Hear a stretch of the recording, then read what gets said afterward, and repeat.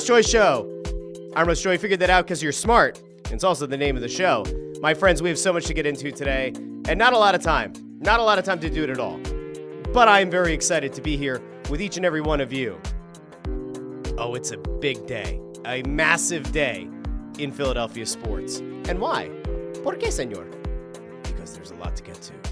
You have your team, your town, your Philadelphia Eagles just days away from winning the Super Bowl. Oh, I'm not worried about jinxing it because I am once again as confident, if not more confident than ever, that these Philadelphia Eagles are going to find a way to win it all this weekend. I'm pretty damn confident. Now, I'm not going to, bet the house on it. I'm actually not allowed to bet as per the agreement with my employer. But if I could, I wouldn't bet the house on this game, but I feel very confident. I'm going to tell you why a little bit later on in the show. And then Friday's going to be an interesting show. We'll just leave it at that. Friday will be an interesting show. Maybe a little bit different, but it'll be an interesting show on Friday. And obviously very Eagles-focused. But my friends, there have been a lot of things going on, and we are going to get to a lot of the Eagles stuff today because Media Day happened. There are some big highlights that came out of Media Day. But then there were also other teams in town that maybe are going to get a little bit of love on today's show. Maybe just a little bit, just a little bit of love. Just a little bit of love. Not a lot of love. Not a ton of love. Just enough. The requisite amount of love is what they're going to get on the show today. But before we get there, before we get to a Flyers overtime loss and to a Sixers win against a depleted Dallas Mavericks team that's still reeling after they traded their 25-year-old superstar, phenom point guard to the Lakers for the unibrow and a very poor return. Before we get there, I'm going to go out to the comments really quick because I'm feeling even better today. Monday, I was still a little bit out of it, but I feel significantly better today. Now, if I could just figure out why I'm hearing myself in my headphone, I would feel even better, but I don't like this. It's on a delay. It doesn't make me happy. I'm afraid if I unplug the headphone, if I take it out of my ear, it's going to mess everything up. Let's see. Should we tempt fate? We're going to tempt fate. Yeah, we're going to try. We're going to try to pop this sucker back in. Let's see. Uh-oh. I'll get myself over there. Let's see if that works. Now, if I broke my own system, I'm going to be really upset. There's not much I can do about it. But I think we're okay. Anyway, you guys let me know if the audio goes to crap. Oh! Apparently the music's still on. See, that's not good. Thank you, Ford. Ford's out here doing the Lord's work. All right, let's go out to the comments. Greg Bondarenko says, good morning, gang. Nick DeCristo says, this week is taking forever. Nick, I hate to agree with you, but it feels like the longest week leading up to a Super Bowl. And now many of us are blessed, right? We are. We're hashtag blessed. Can we just take a moment to appreciate the somewhat unprecedented run that we're going on here as Philadelphia Eagles fans? Can we just take a minute to acknowledge that we are in a very fortunate time to be Eagles fans? Because, I don't know if you remember this or not. This Eagles team wasn't exactly great at getting to a Super Bowl. They got there with Jaws. And then it took a long time until Donovan McNabb and his worm burner tendencies got there, due in large part to a strong addition of Terrell Owens to the regular season until he broke his leg against the Cowboys, came back in the Super Bowl, put up one hell of a performance, and Donovan threw up in the huddle, and we know how that one went. And then it took a long time to get back, but you had Super Bowl 52, where you get a Nick Foles incredible run through the postseason after Carson Wentz blows out his knee against the Rams in the regular season. You get that big win. Then 2 years ago, in Super Bowl 57, what happens, friends? Jalen Hurts and these Philadelphia Eagles, they go blow for blow with a Kansas City Chiefs team that, by virtue of winning that one, started the first of a potential three-peat. And now they're back, and they're better than ever. And I'm pretty sure that even the most hesitant Eagles fan, and I'm sure that there are many of them still, the most hesitant Eagles fan at this point still has to feel better about this team than the one from 2 years ago. Vastly different roster. We've gotten into it. We'll continue to get into it. But a younger defense, a more dynamic defense, a more polished defensive coordinator. The number one defense, really, in the NFL. An offensive coordinator that I think is on par with Steichen. I think it's probably pretty fair to say. Good offensive coordinator who may or may not be preparing his staff and is going to go take over a disaster of a Saints team that is now embroiled in a big old scandal. If I were Kellen Moore, I'd be running the other way and waiting until next year, but I've been pretty consistent about that messaging. But you have one hell of a team. And the best part about it is the guys seem loose. Because as I mentioned on Monday's show, you are now going into this Super Bowl with a team that doesn't find itself full of guys who don't know what to expect from the chaos leading up to the big game. They know what to do with Media Day. They know about all of the other extracurriculars and the festivities. And they've already felt the brightest lights in the world shining down on them in the biggest stage. They seem to be enjoying the moment, which we're going to get. You know what? Screw it. I'm actually going to take you there first before I go out to the comments because there's a really cool video that was going around, and Jay Glazer put this out on Twitter. But, like, you just want to see what it looks like. You want to see these guys having fun. And listen, there are certainly people who are absolute dopes who I'm sure are going to be upset somehow by this video. But, like, I live in a world where I want these guys to be loose.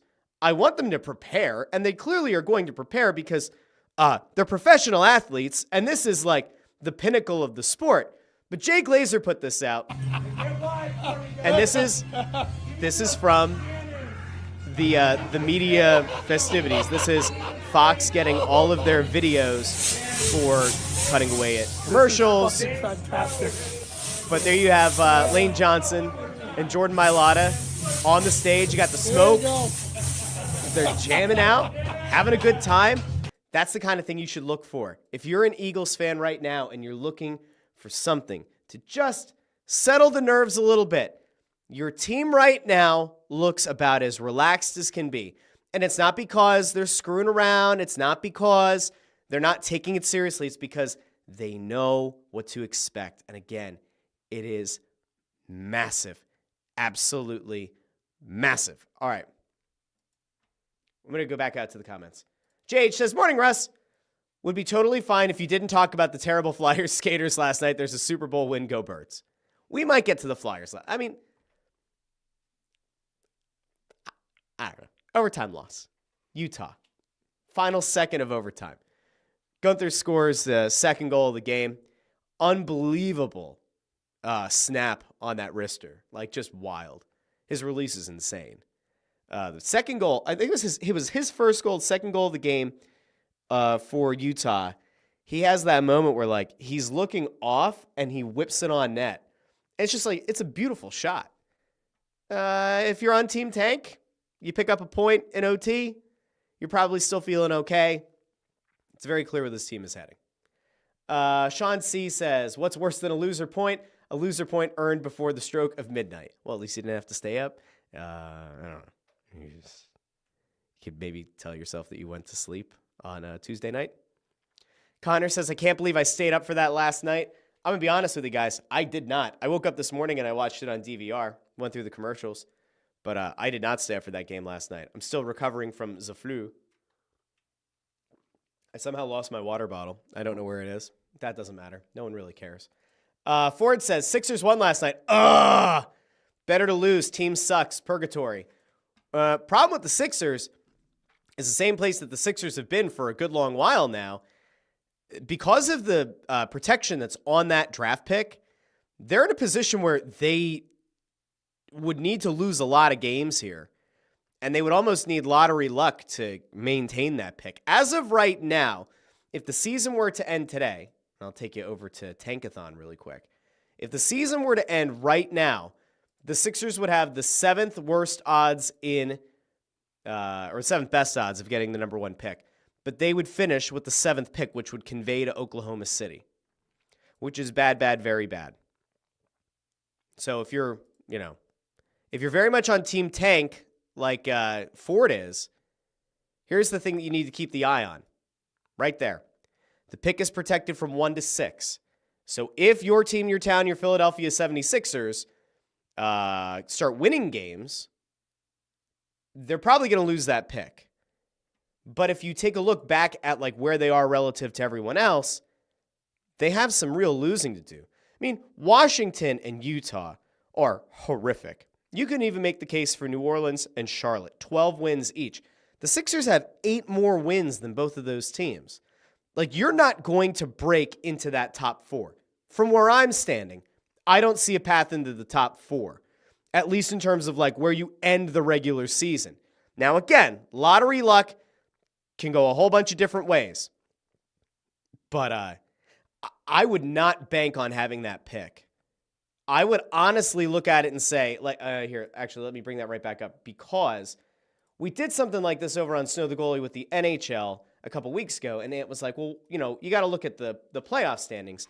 In this case, I say, well, no, for the NBA side of things, because of how bad those bottom 4 teams are, you really need to take a look at like where the end of the lottery is and where the playoff picture actually begins. Because as the Sixers are 8 games ahead of Charlotte, who have the 4th worst record, the other way, I mean, there isn't that much to jump to get into the playoff picture. Orlando only has 4 more wins. It's still very possible that this Sixers team makes the playoffs. I know that is like absolutely befuddling, and the Sixers made a trade of Caleb Martin, who I was really excited about this offseason, very excited to have, and has just fallen out of the rotation. I was super excited about Caleb Martin, and I thought he gave a hard-nosed, playoff caliber basketball mentality. And man, they like getting rid of him. Now you go back to Christmas Day, like he was huge against the Celtics. I don't know what went wrong here, but like Caleb Martin's gone. So you kind of just thank him for his service. You move on. It also looks like, you know, they're going to be in a kind of a weird place here too. It looks like they're trading KJ Martin. I don't know if that deal went through since I went to sleep last night. But it's kind of a brutal place for the Sixers to be in, because I don't see them going big game hunting this trade deadline. The only thing that maybe is in play for the Sixers, maybe the only thing that could be in play, is does a Golden State get really desperate?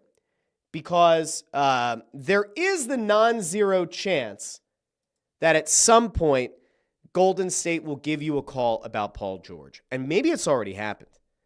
Now, there are rumors swirling that Jimmy Butler has turned down multiple opportunities to be dealt elsewhere from Miami, and that he's put the kibosh on it. And in fairness, Golden State had been one of those teams that was rumored to have a lot of interest in Jimmy Butler. But if he doesn't want to go to Golden State, and Golden State wants to have another vet to add, and they were saying a star or a superstar to add to Steph Curry, there aren't that many guys right now that kind of fit the bill. Kevin Durant's name has been floated out in Phoenix. Paul George's name beginning to pop up a little bit. Apparently the Sixers had told Paul George when he signed the contract that they weren't going to trade him, at least in the first year. So are they reneging on that? Is he upset with that? Is he upset if he gets dealt to Golden State at this point? Like, I don't know. I think so much of it just kind of comes back to, is Joel Embiid healthy or not? Because Embiid last night played a good game. Tyrese Maxey was an absolute stud. Paul George is the one who's out injured. So, like, if he gets back in and those other two are there, like, I don't know. The Sixers team is like the ultimate shrug. It's a shrug emoji.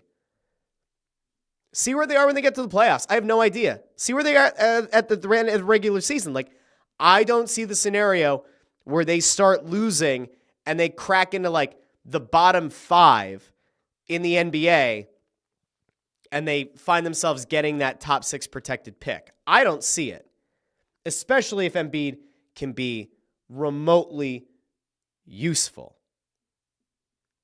Like, they are a total unknown to me. Let's see.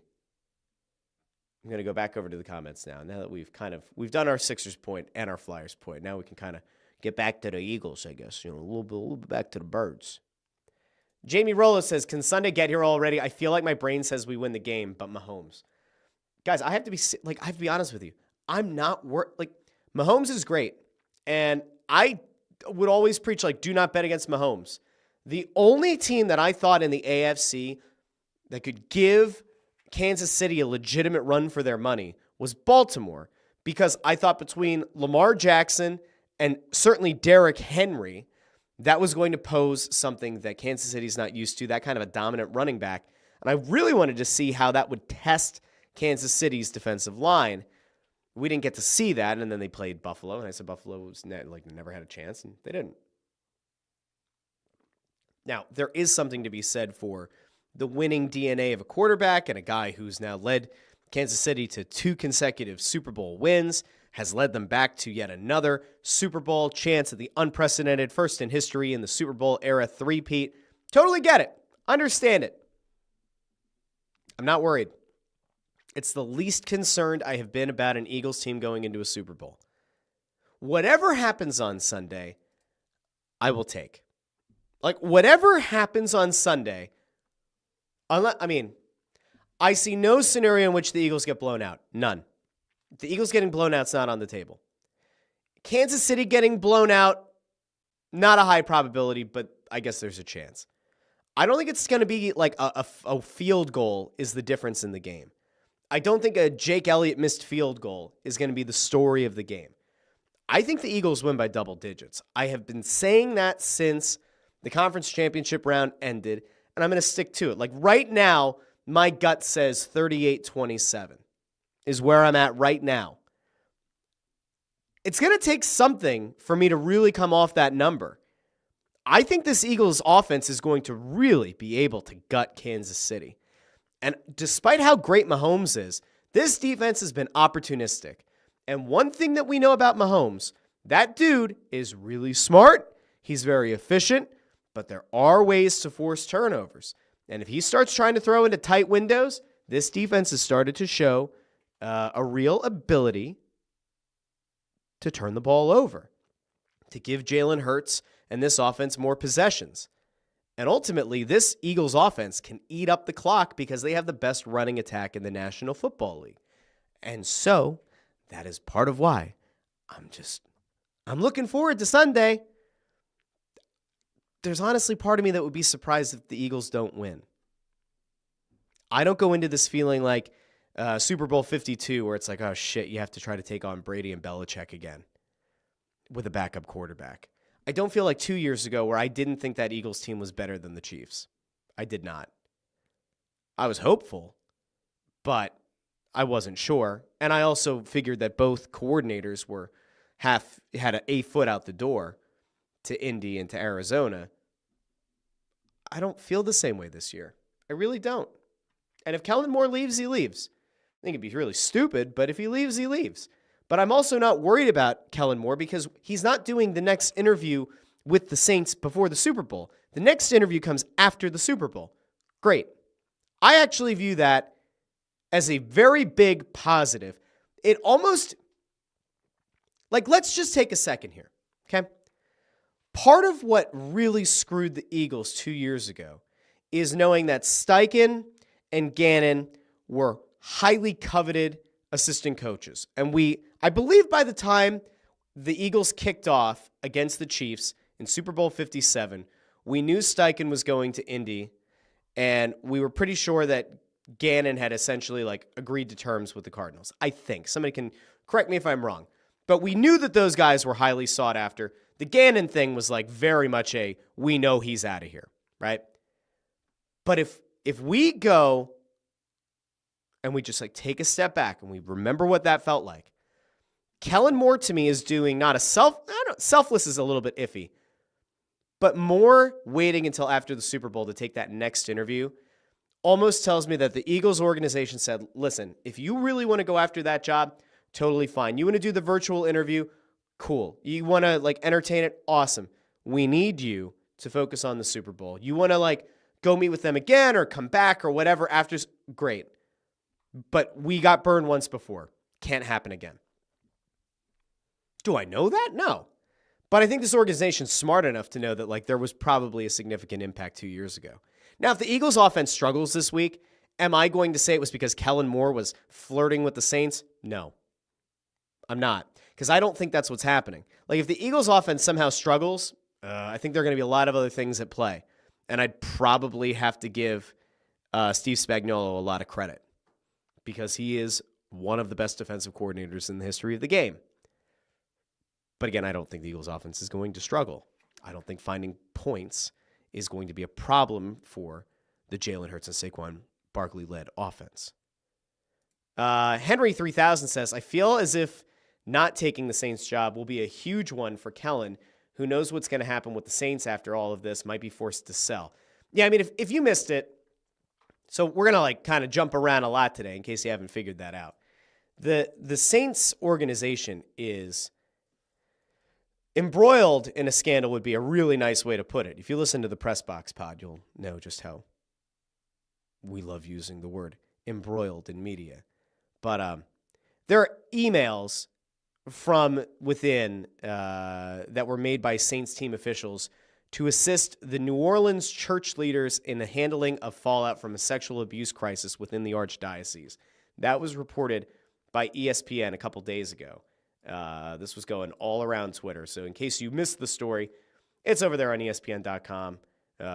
Not saying that you should go read it, but just noting that this is a big red flag, to say the very least. It could lead to, depending on what the investigation finds, could ultimately lead to the Saints having to sell the team.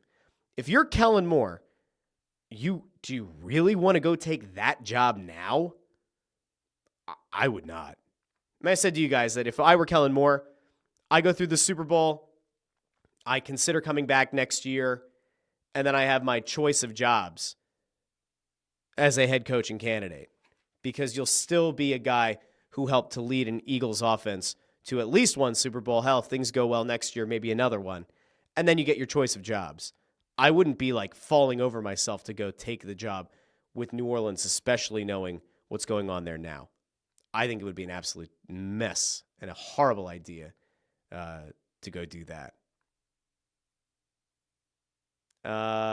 Let's see. I'm going to go back over to the comments. All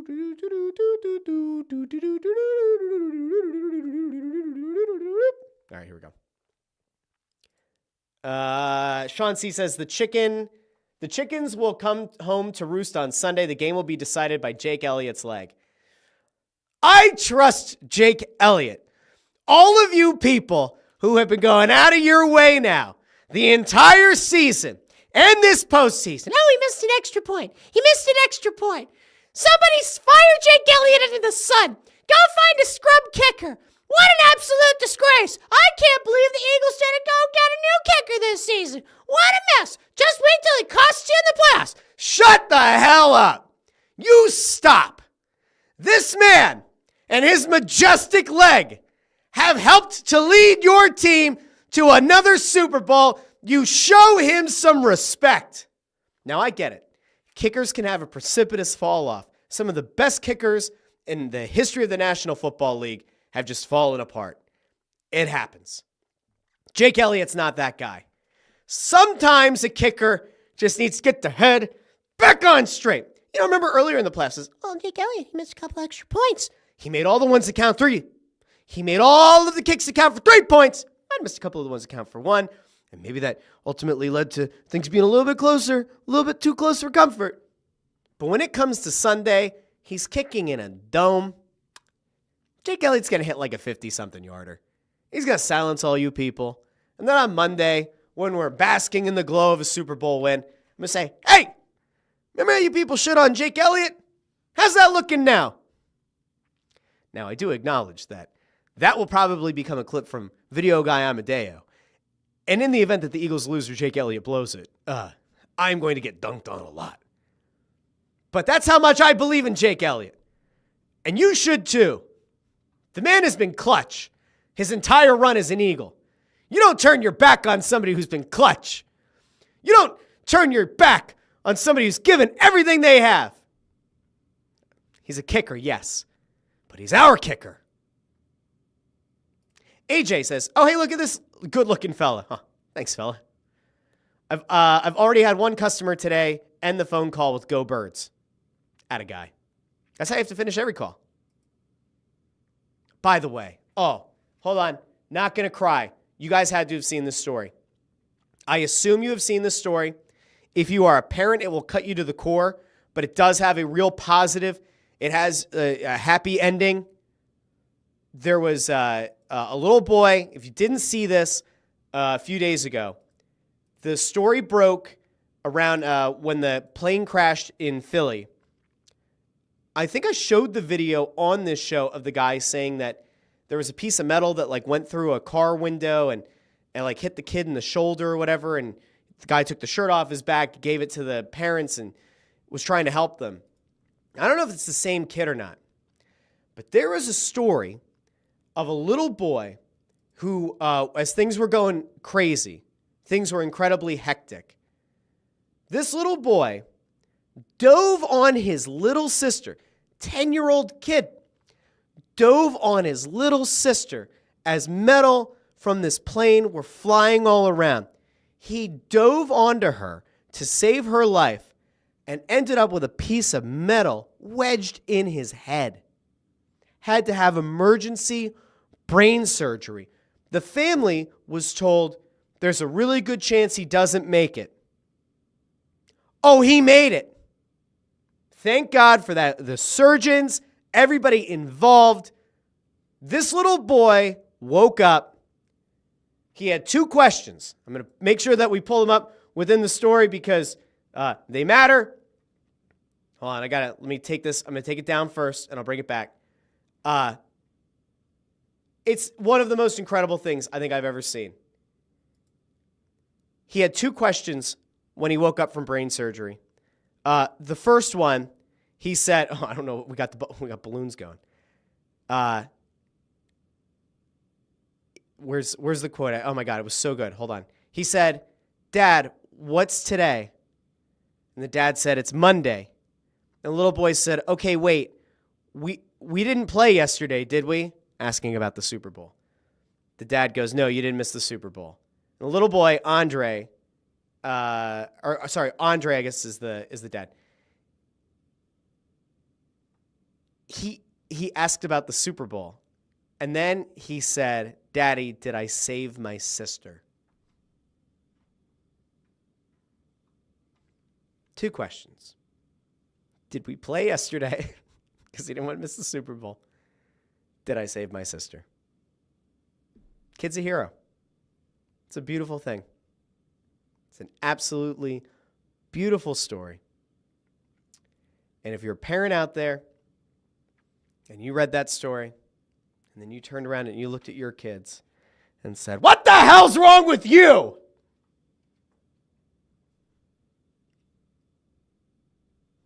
Kid's awesome. What a great kid. It's an awesome story. So again, great job to the surgeons. Great job to everybody who helped that little boy in the immediate aftermath. What a great kid. That's great parenting. That's a selflessness. Kid's a hero. Awesome stuff. All right, we go back to the comments as we jump around in one mess of a Wednesday show, but this is the beauty of doing this show. Let's see. Sean C. said about Elliott, definitely missing a kick, no doubt. Allison was here, said, "Just popping in to say hi. Can't watch." Excuse me. I have to go pick up 400 cases of Girl Scout cookies. I've had people try to sell Girl Scout cookies this week. It's not happening. I don't care how many kids in this neighborhood try to convince me to buy Girl Scout cookies. It's not happening. The flu took like 5 pounds off me, and you know what? I know that I didn't lose those pounds. I know I didn't earn losing those pounds or the distinction of saying that I lost them. But you know what? Those pounds are gone, and so I'm going to take credit for them. And so if I can lose 5 pounds there, I'm going to keep trying to lose as many of those pounds as I can because that's what it's about. All right, we're going to keep going. My computer's having a meltdown, which is not great for the show. I'm now panicking. What happens if the computer melts down? What happens if the show has to stop? What happens if the camera goes out? I might have to actually switch to the second camera, which we all know is not a good camera. Oh, boy. Oh, boy. All right, hold on. I can't even control anything. I'm like Well, maybe I'm back. I don't know. At this point, if the mouse doesn't work, nothing will close out. It appears the video's frozen. I might be back. Okay. We're going to try to get through as much of this as we can, as this thing is having an absolute hissy fit. I don't like when this happens. What can you do? Hire a producer. Probably not yet. We get to 1,000 subscribers. Maybe we'll hire a producer. We're almost at 700, which is pretty darn good. Feeling pretty good about that. All right, anyway. Let's see. Chris Freed asks, what's the over-under on when Kincaid posts a column trashing episode 1 of the Howard Eskin podcast tonight? Howard Eskin has a podcast. Oh, boy.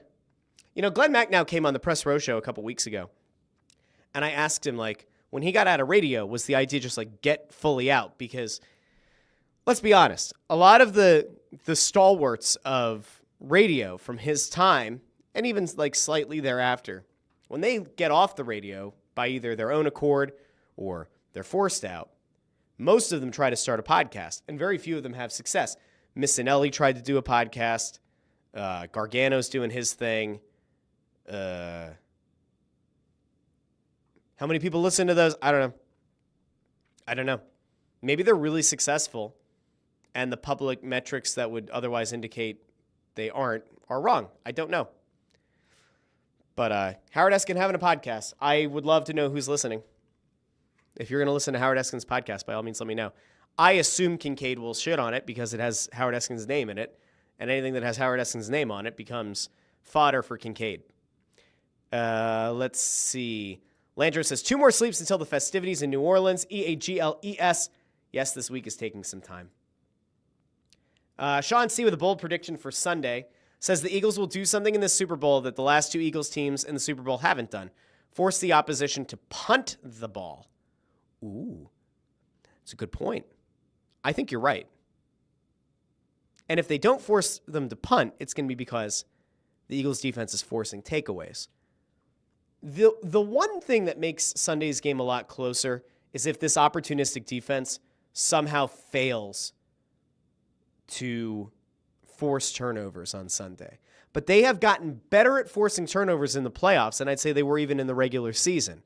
They continue to find ways to get additional possessions, get the ball right back to the offense. If that were to stop on Sunday, all right, well, then it's certainly going to be a closer game. JH with ESGLES Eagles. I think it was ELGSES Eagles, according to the mayor.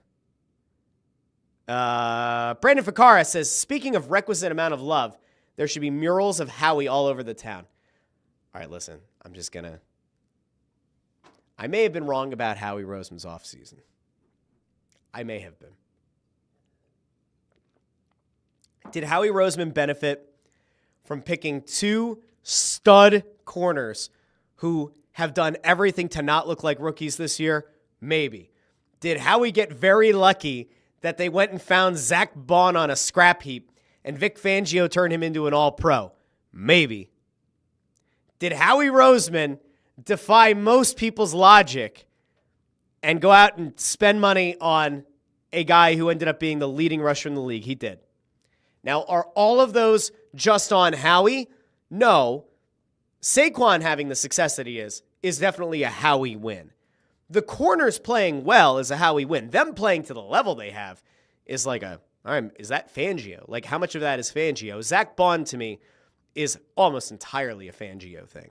I mean, good on Howie for finding him and for signing him. Could that have also been Fangio kind of pointing in that direction, saying, I think I could turn that guy into something special? Thomas Brunson checks in on YouTube. Says, good morning, chat. I'm ready for us to put belt to ass this Sunday. Chris Freed with a stat. Mahomes and Reed are 8-0 against Fangio. This is the 5th time there's been a coaching rematch in the Super Bowl. The coach that won the first game is 4-0 in the second. I got news for you. There's always a first. Always a first. Fangio's defenses, if we went back and looked at that 8-0 heads up against Mahomes and Reed, I don't remember all of those teams, but like there's Miami in there, and Miami's defense was nowhere near the level of this Eagles defense. So there are historical trends that I go, oh, that's interesting. And then there are historical trends that I think are total bullshit. Like if you were to like go back and say these teams, I don't know. I'm going to make up a stat. The Eagles and Chiefs met in 1975, and it was also 64 degrees outside. And, they were playing in a dome. Like, that shit doesn't matter. The part about the coach who won the first Super Bowl winning in the rematch as well, that one to me has a little bit of historical merit. Because in this case, you'd say, all right, you have two teams that are in some ways the same, but on the Eagles side of things, very different personnel-wise. You have two different coordinators entirely with that head coach. I don't necessarily put quite as much into it, but like Andy Reid is still a very good coach. That hasn't changed. Spagnuolo's going to be the thing that maybe is a difference maker. A lot of this is going to come down to whether or not they get Saquon going or not. We'll keep going. Ford says, Chiefs do have the coaching edge. Spags and Andy over Nick and Kellen for sure, but hoping Fangio can make the difference versus Gannon. I think that's fair. It's a totally fair critique. Let's keep going. Thomas says, we're going to come in and take this game. Kansas City ain't going to die easy, but they won't make it out alive. Just watch. See, I love this. Thomas's positivity this morning. We love that. Gotta love it.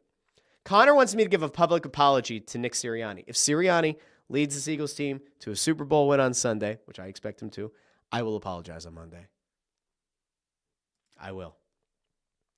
Let's see. Is there anything else that...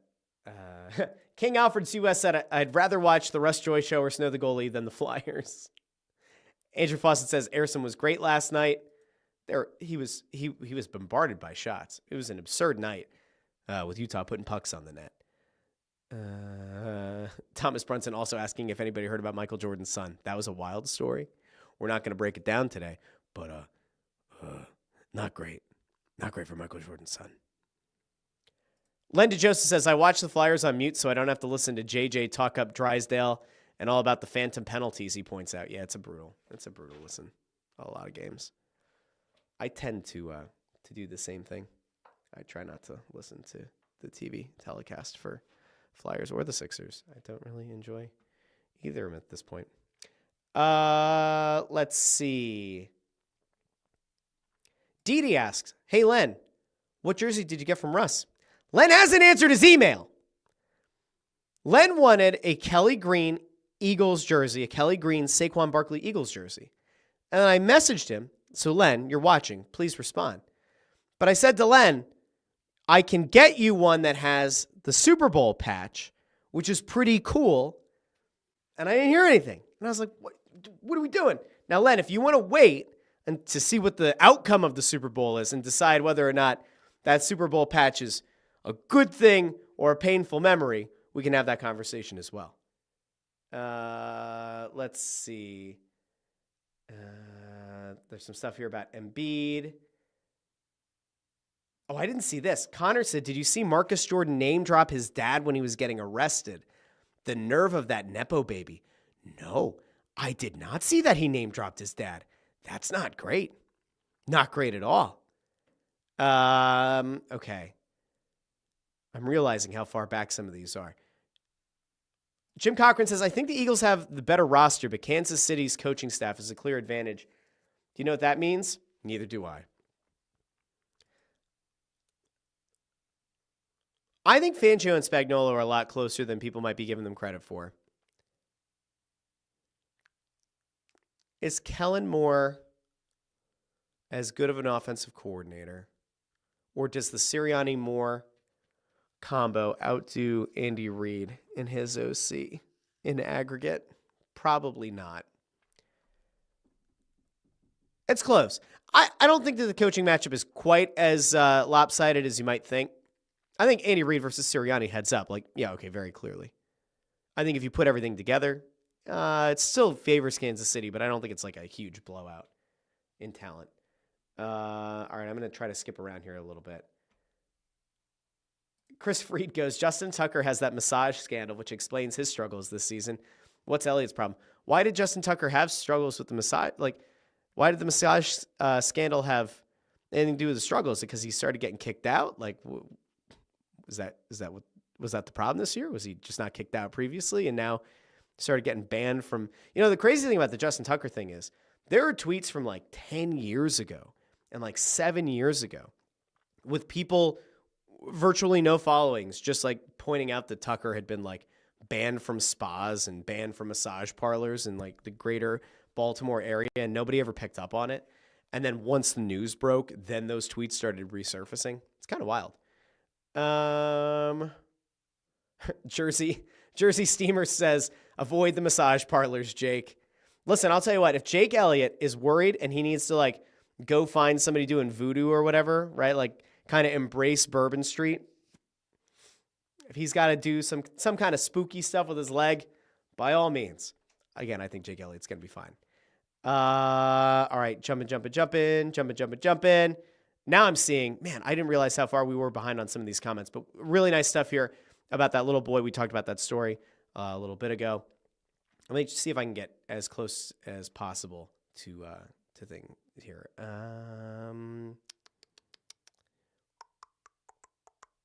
Joe Papel very much in the mentality that Reed, Mahomes, and Spags are going to be the difference in this game. Not a good matchup with those three. Obozo Must Go says that he listened to Snow the Goalie with the game on silent last night. Thank you, Obozo. I appreciate that. All right.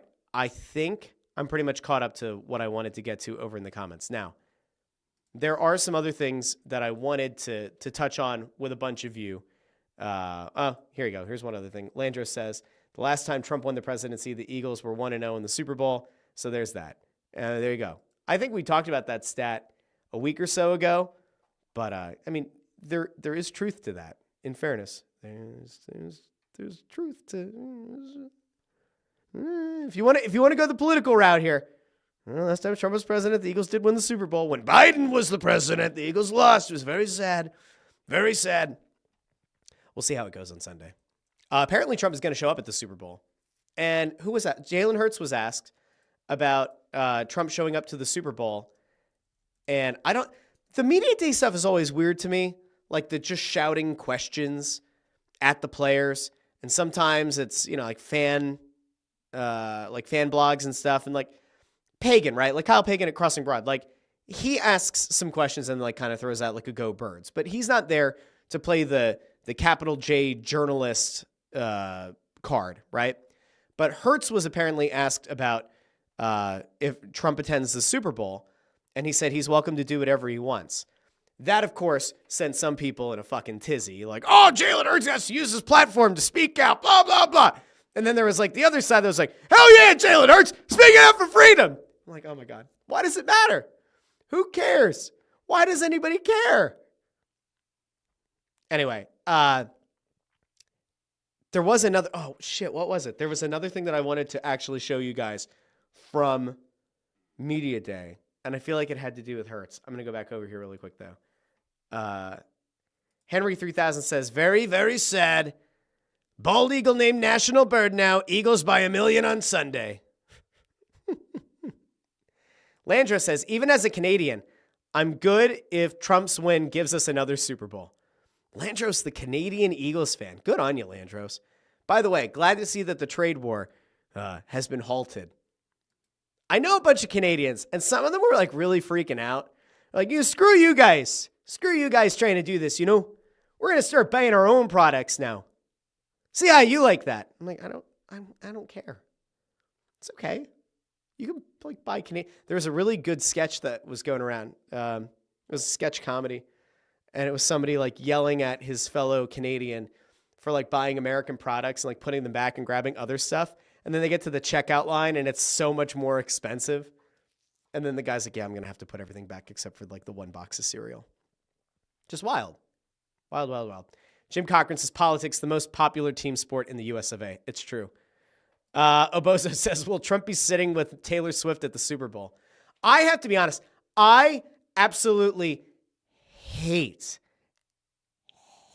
with every fiber of my being all of these stories being written about, should the Eagles fans somehow convince and remind Taylor Swift that she was an Eagles fan before she was with Travis Kelce?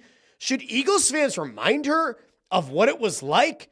Should they remind her about her Eagles fandom? And then there are people going like, was she ever really an Eagles fan? And I'm like, oh my God, why do people care? I don't listen, I get it.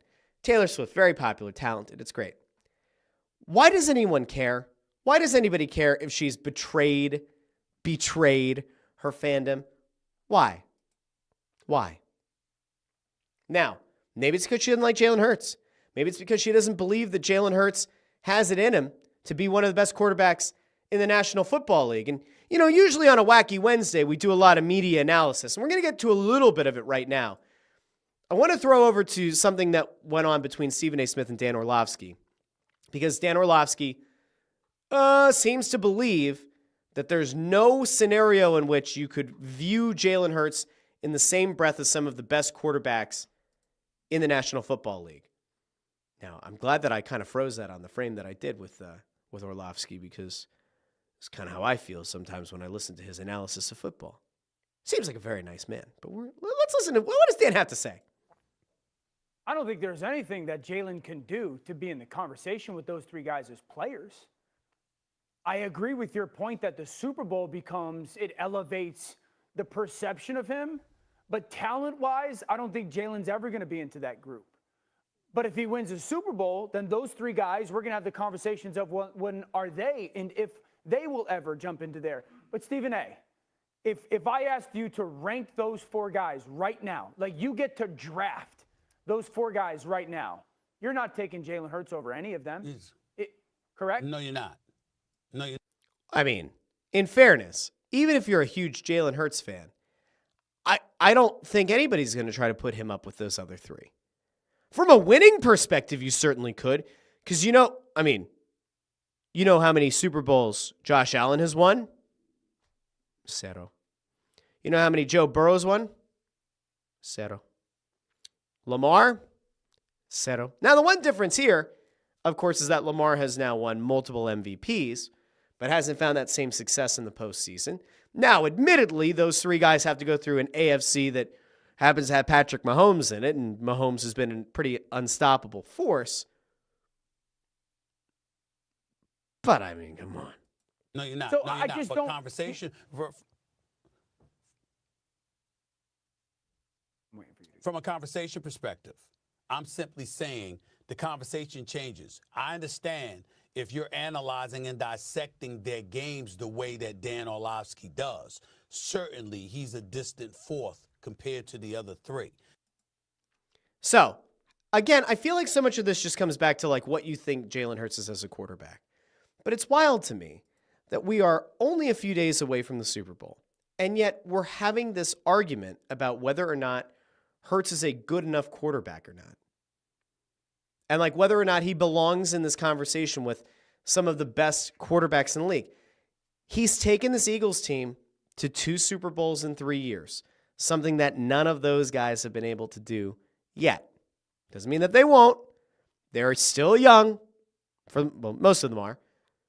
They still have an opportunity to put together 2 Super Bowl appearances in 3 years.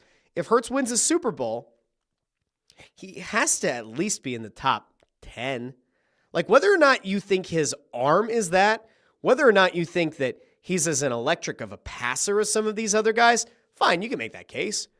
And I might not even disagree with you. But in terms of being a multi-tooled weapon at the quarterback position who can also use his legs, and also Seth Joyner, we played that clip, what was it, last week, of Joyner talking about all the adjustments at the line. Hurts is a smart quarterback. He might not play the style that you want him to.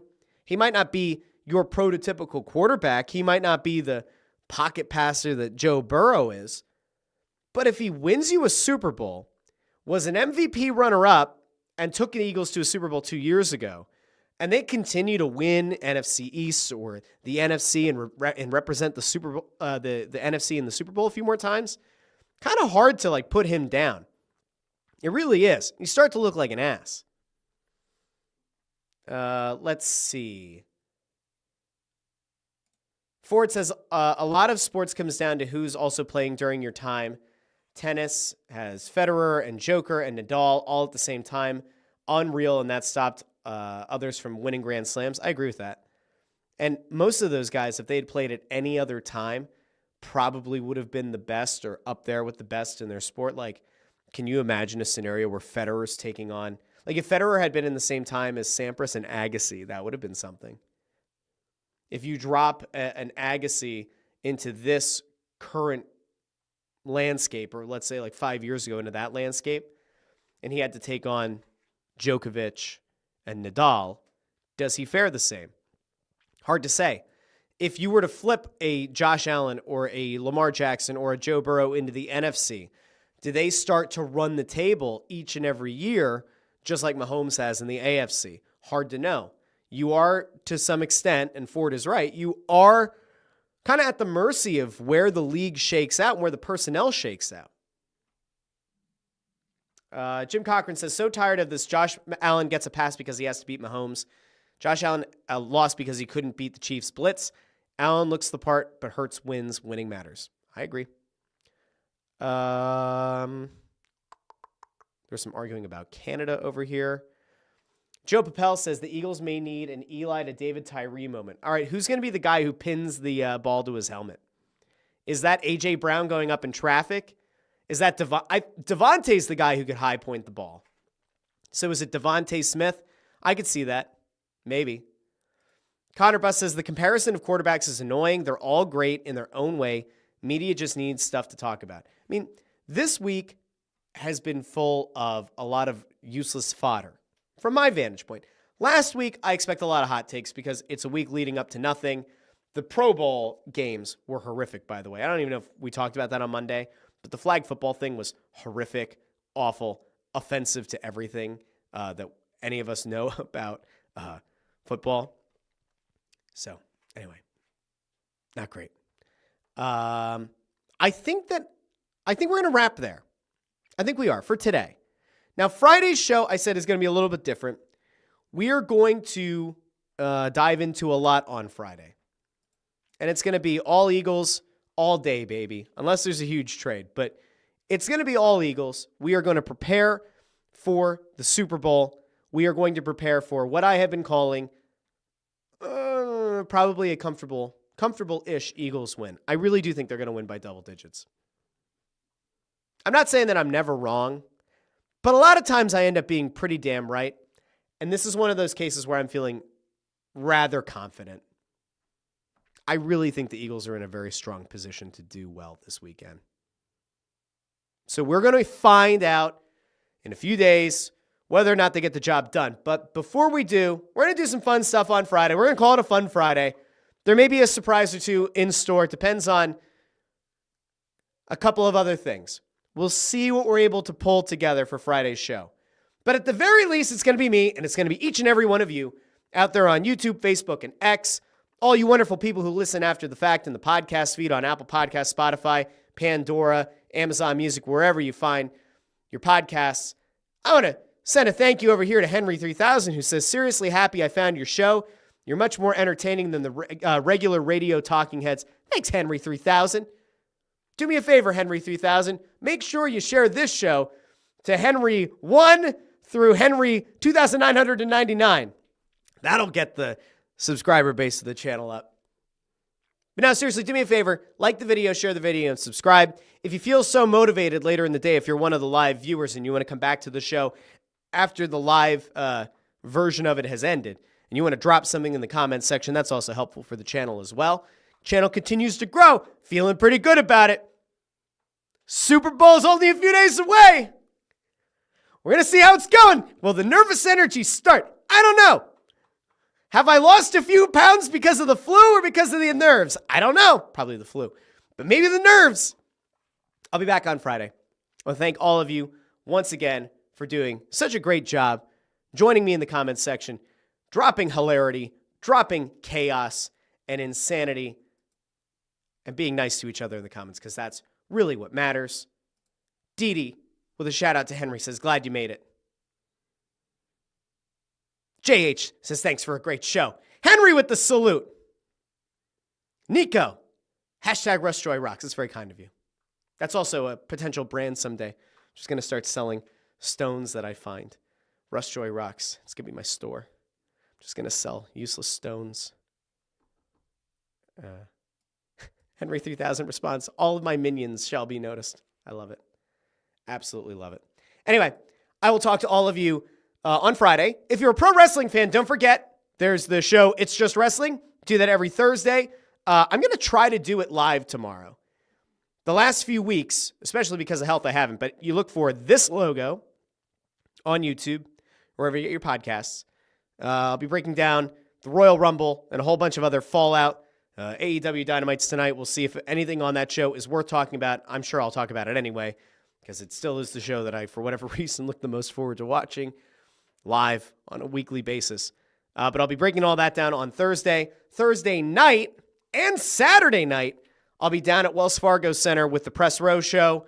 We'll be up in the balcony level outside of the sportsbook next to the organ. So if you are a Flyers fan and you decide to come down to a home game on Thursday or Saturday, you can also find me, Anton Bundy, up there and intern Andrew. So this is a very, very long way to wrap up the show. But I do want to thank all of you once again. Until Friday, I'm Russ Joy. This has been the Russ Joy Show, but you knew that already because you're smart. It's also the name of the show. Talk to all of you Friday. Just release that nervous energy. I'll see you all on Friday. Ho!